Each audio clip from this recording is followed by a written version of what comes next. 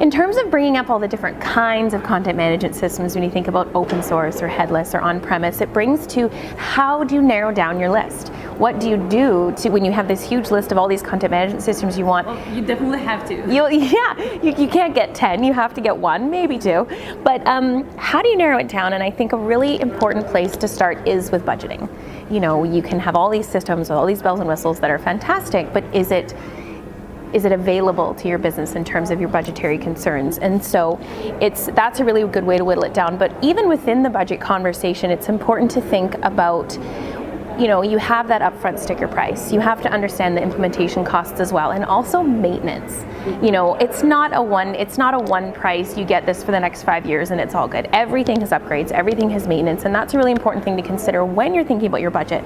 And one of the best pieces of advice I've heard on that topic was for businesses to develop a maintenance savings account. So every month they're putting a little bit of money away for when they need to upgrade or maintain their system, and that makes it so much less shocking when you get to those upgrades. But I think even in that, when you break out the pricing like that, some people think that it's a bad thing because you won't be able to afford the one that you love, but I actually think, maybe I'm just too much of an optimist, I think that when you really look at the cost of a system and break it out in ways that your business can digest it well, budget-wise, you can perhaps get a system you thought you couldn't get before. So I think that that's the best first stage when you're thinking about narrowing your list down, but I'm interested to hear what you think is also important. Well, I really like that advice about the saving account, because it is not a set it and forget it process. So it's ongoing, right?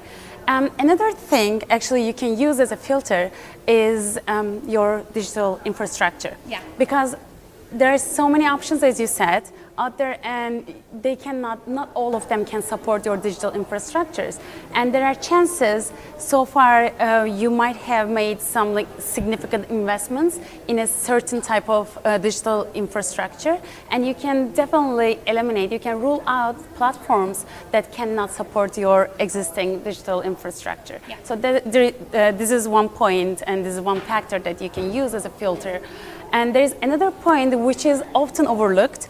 It is geographical scope. Yeah. So what happens, unfortunately, in WCM industry, still we have this problem with the geographical coverage. So there are some vendors, there are some platforms, they have a great customer value, but unfortunately they might have a limited geographical scope. So if it is the case, there's no point of sticking with them, because at some point you will need enough support to get your CMS up and running.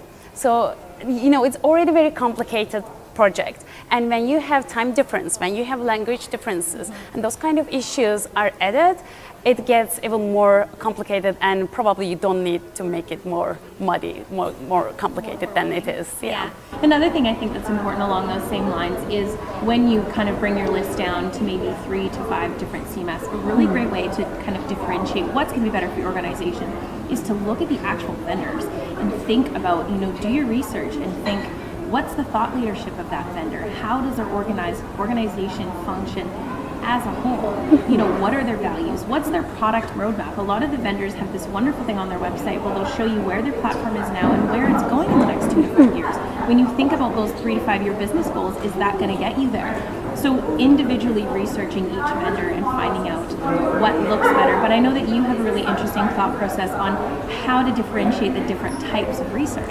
Yeah, for example, this one is called secondary research, and actually, in contrast to what the name implies, it is the first thing you should do. So what it is looking for all the online resources and try to understand what the vendors are doing and where they are heading to. Not only vendors, but also third-party media resources like CMS-Connected or market research reports by Gartner and Forrester. You don't have to stick with them, but you definitely need to check them out and see what they have to say. So, and there's also another type of research.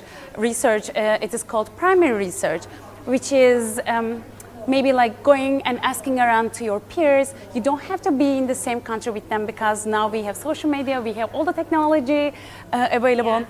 So there are like LinkedIn groups, there are Facebook groups that you can leverage And if you don't want to share your ideas, if you don't want to discuss your business objectives publicly, you can always message them. You can always, like, we used to call people, so you can try that out. Yeah. It is working still. Yeah. You can understand what they have gone through and what are the things didn't work out for them, or what was the factor set them up for either success or failure. You don't have to reinvent the wheel when the solution is already out there, but you have to be careful about that, because when you're choosing your peers, you have to understand what they are doing, and you need to decide on if it is really relevant to your business. So don't go with just like, big name, like big brands, to understand what they're doing. That might not be the case for you. Yeah.